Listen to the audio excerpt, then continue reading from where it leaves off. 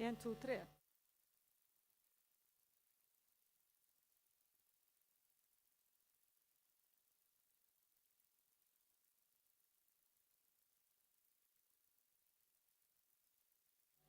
En, två, tre.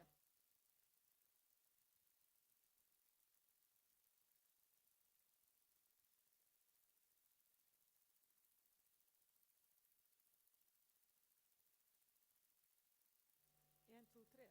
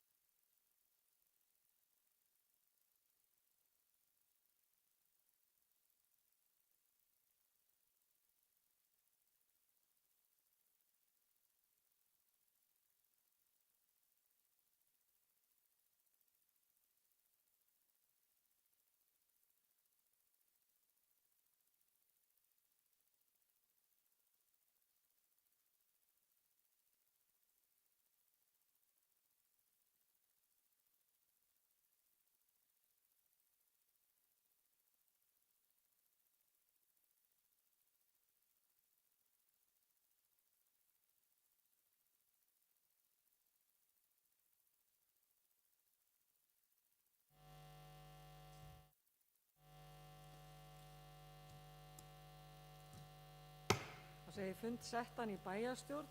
Þetta fundur nr. 3498 og fyrir okkur liggur dagskrá í 11 liðum. Fyrsti liður á dagskrá, breytingar í nefndum, barnaverndarnefnd og hér lögð fram tillaga og breyting á skipan aðalfulltrúa í barnaverndarnefnd Eyjafjarðar. Auður Hörð Freysdóttir verði aðalfulltrúi í stað Álfheiðar Svönu Kristjánsdóttur. Orðið laust. Sem enginn hefur kallað sér hljóðs. Þeir sem geta samþykkt það gefur merki. Það eru 11. Takk fyrir það. Annar liður á dagskrá, breytingar í nefndum, barnaverndarnefnd, lögðu fram tillaga breyting á skipan varafulltrúa í barnaverndarnefnd Eyjafjarðar. Kristján Már Magnússon verði varafulltrúi í stað Róberts Freys Jónssonar. Orðið laust. Sem enginn hefur kallað sér hljóðs. Þeir sem geta samþykkt það gefur merki. 11. Þriðji liður á dagskrá, breytingar í nefndum, samráðshópur málefni fatlaðs fólks, lögð fram tillaga breyting á skipan aðalfulltrúa í samráðshópi málefni fatlaðs fólks. Heimir Haraldsson verði aðalfulltrúi í stað Róberts Freys Jónssonar. Orðið laust. Enginn hafi kallað sér hljóðs. Þeir sem geta samþykkt það gefur merki. Það er 11. Fjórði liður á dagskrá, ársreikningur Akureyrarbæjar fyrir árið 2021, árshlutauppgjör og til máls tekur bæjarstjóri Ásthildur Sturludóttir.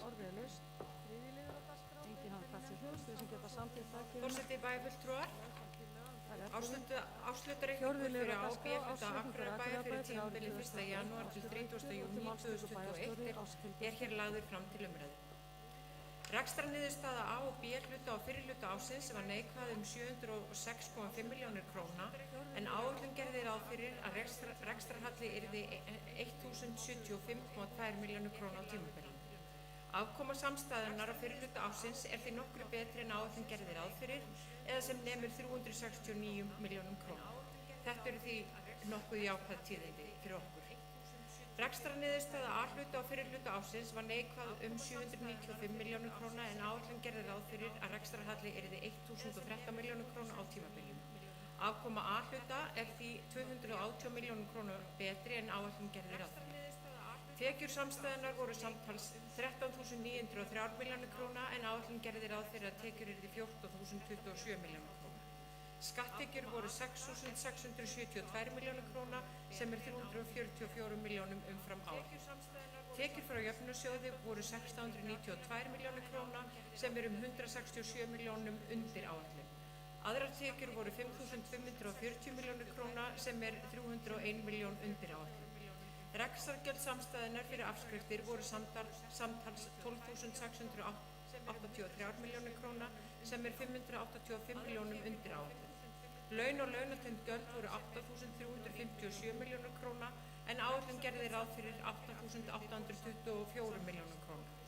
Annar rekstrarkostnaður var 3.888 milljónir króna sem 359 milljónum undir áætlun. Fjármagnsgjöld nettó voru 837 milljónir króna sem 47 milljónum króna umfram áætlun. Afskriftir voru 1.037 milljónir króna samanborið við 1.022 milljónir króna í áætlun. Samkvæmt sjóðstreymi samstæðunnar var veltufé frá rekstri 1.164 milljónir króna eða 8,37% af tekjum. Fjárfestingarhreyfingar voru 1.802 milljónir króna og fjármögnunarhreyfingar 56 milljónir króna. Afborganir lána voru 542 milljónir króna, ný langtímalána voru tekin fyrir 600 milljónir króna á tímabilinu, handbært fé var 2.341 milljón króna í lok júní. Fasta fjármunir samstöðunar voru 54.711 milljónir króna og veltufjármunir 5.335 milljónir króna. Eignir voru samtals 60.046 milljónir króna samanborið við 59.404 milljónir króna í árslok 2020. Eigið fé var 24.350 milljónir króna en var 25.063 milljónir króna síðustu áramót. Langtímaskuldir og skuldbindingar voru 30.378 milljónir króna en voru 29.702 milljónir króna í lok síðasta árs. Skammtímaskuldir voru 5.380 milljónir króna en voru 4.639 milljónir króna síðastliðin áramót. Veltufjárhlutfall var 1 á móti 1,23 í lok síðasta árs. Eiginfjárhlutfall var 40,6% í lok júní. Ég legg reikningin hér fram til umræðu. Það er bæjarstjóri Ásthildur Sturludóttir lokið máli sinni. Orðið er laust. Næst tekur máls bæjarfulltrúi Gunnar Gíslason.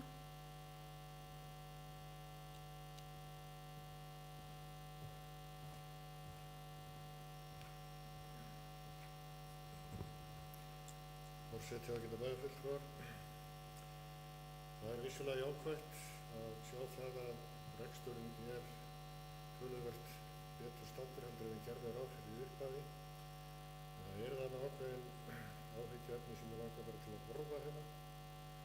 Það er sérstaklega það að jöfnunarsjóður, tekjur úr jöfnunarsjóður er talsvert undir því sem áætlun og það hlýtur að vekja upp spurningar það hvort að breytingar sem voru gerðar á reglum vegna jöfnunar eða framlaga í málefnum fatlaðra sem skila sér með eitthvað öðrum hætti heldur en gerðar ráð fyrir og það er þá eitthvað sem við þurfum að skoða því að það er eitt af því sem við kannski mikið verið að ræða að þegar að svona málaflokkar eru fluttir yfir til sveitarfélagana þá haldi framlög ríkisins í við það ekstra kostnað sem verður til á hverjum tíma. Við þurfum aðeins að velta því fyrir. Svo að því að það er farið bara hérna yfir samstæðu reikningana, þá er líka rétt að taka það fram að við gerðum ráð fyrir að veltufjárhlutfalli yrði neikvætt í raun í áætlun. Það er jákvætt, það er cirka 3,5% og sem er mjög jákvæð þróun í sjálfu sér og vonandi erum við búin að taka inn í reikningi núna lífeyrisskuldbindingarnar sem eru töluvert hærri en við gerðum ráð fyrir eða taka 500 milljónir og þar sem allir kjarasamningar eru komið fram að þá ættum við svona ef allt heldur að vera nokkuð vissum það að verða mikið mikið hærri en við gerðum ráð fyrir sjálfsögðu. Þetta er alltaf einn af þessum óvissu þáttum. En þetta er bara jákvæð niðurstaða en það eru ákveðin áhyggjuefni sem við þurfum að velta fyrir. Takk. Það er bæjarfulltrúi Gunnar Gíslason lokið máli sinni. Orðið er laust. Næst tekur máls bæjarfulltrúi Guðmundur Baldvin Guðmundsson.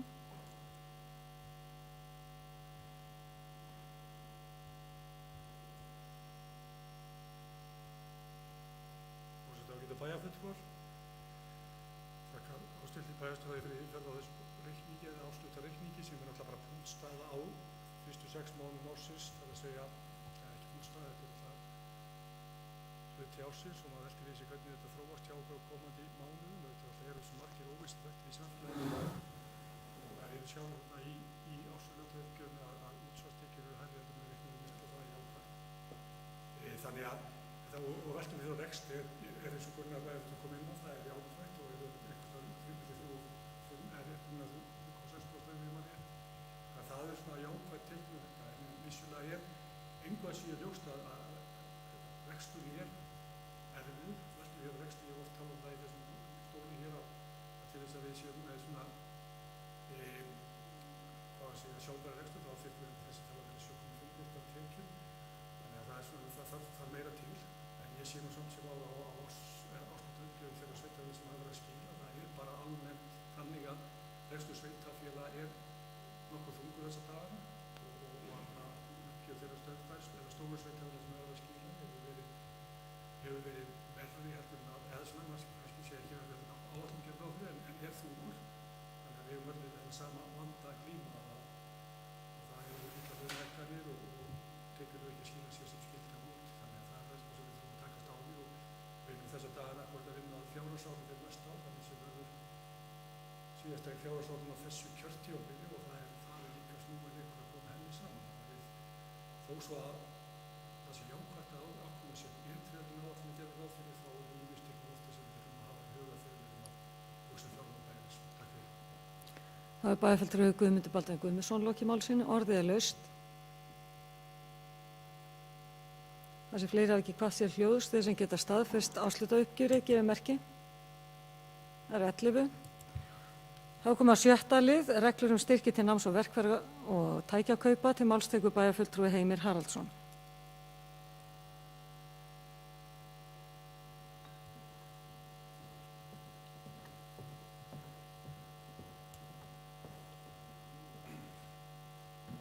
Forseti, ágætu bæjarfulltrúar, liður 1 í fundargerð velferðarráðs dagsetri 8. september 2021 voru lögð fram drög að breytingum reglum á styrkjum til náms, verkfæra og tækjakaupa út frá lögum þjónustu við fatlað fólk með langvarandi stuðningsþarfir númer 38/2018. Þetta eru reglur sem voru síðast endurskoðaðar og uppfærðar árið 2016.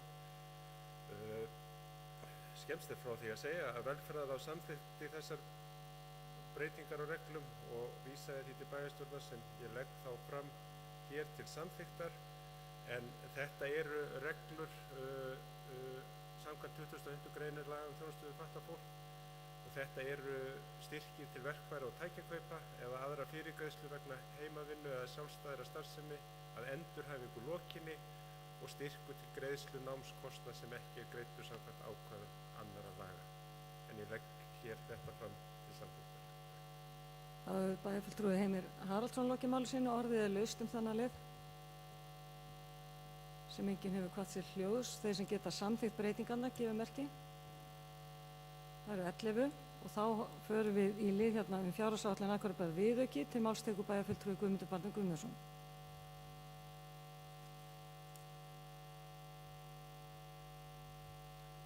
Forseti, ágætu bæjarfulltrúar, hér er lagður fram viðauki nr. 5 á árinu 2021 þar sem að tekinn fyrir í bæjaráði og vísa hingað til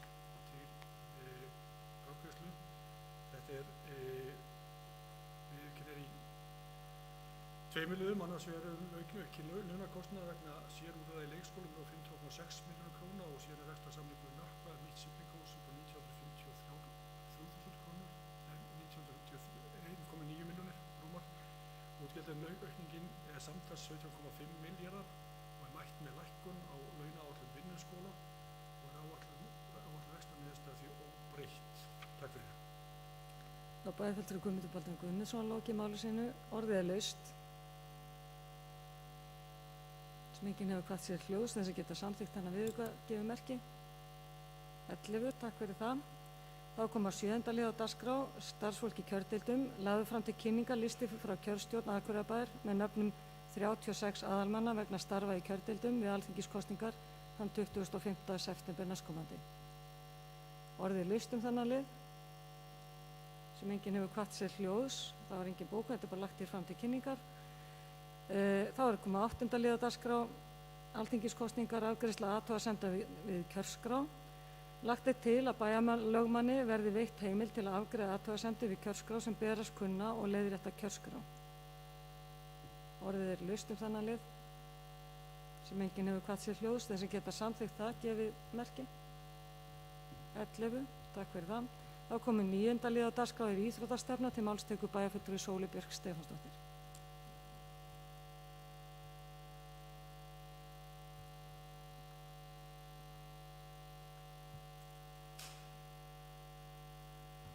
Forseti, ágætu bæjarfulltrúar, höldum við þá áfram þar sem frá var horfið í umræðum íþróttamál og íþróttastefnu Akureyrar. Persónulega er ég ekkert brjálæðislega spennt fyrir að endurtaka umræðina og kannski er eitthvað við hann að bæta, það kemur í ljós, annars get ég hvatt fólk til þess að horfa á síðasta bæjarstjórnarfund á YouTube. En ástæða þess held ég að málunum að frestað var að við vorum ekki alveg sammála hvernig við ættum að bóka málið og hvernig við ætluðum að vinna þetta áfram. En síðastan 2 vikur hefur átt sér stað samtal sem að leiðir af sér eftirfarandi bókun sem ég legg nú til, sem að hljóðar svo: Bæjarstjórn samþykkir að hefja vinnu við Bæjarstjórn samþykkir að hefja vinnu við lýðheilsustefnu sem gengur þvert á svið forvarna, velferðar og tómstundamála. Endurskoðun íþróttastefnu með áherslu á jafnrétti og lýðheilsu verður fyrsti áfangi í þeirri vinnu. Það var bæjarfulltrúi Sólu Björk Stefánsdóttir í lokamáli sínu. Orðið er laust. Þeir sem enginn hefur hvatt sér hljóðs, þeir sem geta samþykkt þessa bókun gefur merki. Það eru 11. Þá er komið að 10. lið, sumarlokun göngugötu, til máls tekur bæjarfulltrúi Hilda Jana Gísladóttir.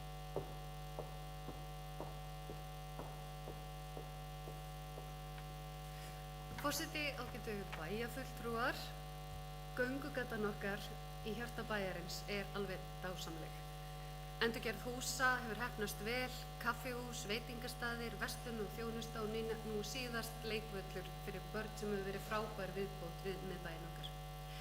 Langt skeið hefur verið rætt umferð bíla í göngugötunni og þá ekki síst yfir sumartíman þegar bærinn iðar af mannlífi.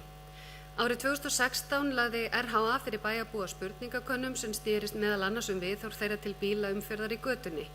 Niðurstöður þeirra könnunar sýndu að langflestir vildu að gatan væri með einhverjum hætti lokuð fyrir bílaumferð, ýmist með föstum tímabundnum lokunum, yfir sumarið, yfir desembermánuð eða jafnvel alfarið lokuð fyrir almenna bílaumferð. Í dag eru í gildi verklagsreglur vegna tímabundinna lokana gatna fyrir umferð vélknúinna ökutækja. Með reglugerðinni er horft til þess að nýta miðbæjarsvæðið, meðal annars fyrir uppákomur sem að trekkir að fólk og eykur viðskipti í bænum. Verklagsreglurnar eru þannig í dag að göngugatan er í júní og ágúst lokuð fyrir vélknúin ökutæki, fimmtudag, föstudag og laugardag frá klukkan 11 til 5, en alla daga í júlímánuði frá klukkan 11 til 5. Þá kemur fram í reglugerðinni að ef að hiti fer undir 5 gráður á Celsius á mæli Veðurstofunnar við Krossanesbraut klukkan 11 að morgni lokunardags, að þá hafi sviðsstjóri skipulagssviðs heimild til þess að hafa götuna opna fyrir bílaumferð þann dag. Viðhorf til lokunar göngugötunnar fyrir bílaumferð hefur ekki verið könnuð formlega frá árinu 2016. Fréttavefurinn kaffið.is kannaði hins vegar óformlega viðhorf til þess, þar sem að fram kemur að 1264 hafi tekið þátt í könnuninni með öllum mögulegum og ómögulegum fyrirvara. Þá var þetta netkönnun sem að þarf að setja alla fyrirvara á marktækni hennar, niðurstöðu hennar, en hún er engu að síður svo að hún gefur okkur vísbendingu að fleiri vilja þar sem að flestir vildu að gatan yrði alfarið lokuð fyrir bílaumferð yfir sumarmánuðina. Næst flestir vildu sama kerfi og nú er í gildi og svipa margir vildu annars vegar hafa opið fyrir bílaumferð í göngugötuna allt árið og hins vegar sem vildu að lokað yrði fyrir bílaumferð allt árið í göngugötunni. Í tengslu við lokanir á göngugötunni fyrir bílaumferð hafa nokkur sjónarmið komið fram, meðal annars aðgengi fatlaðs fólks á opinberri þjónustu í bænum og þá sér í lagi heilsugæslunni. Sé vilji til breytinga skiptir töluverðu máli að horfa sérstaklega til þess, en nú þegar bílaumferð í göngugötunni lokuð langstærsta hluta sumarsins á þeim tíma sem opinberar stofnanir eru opnaðar.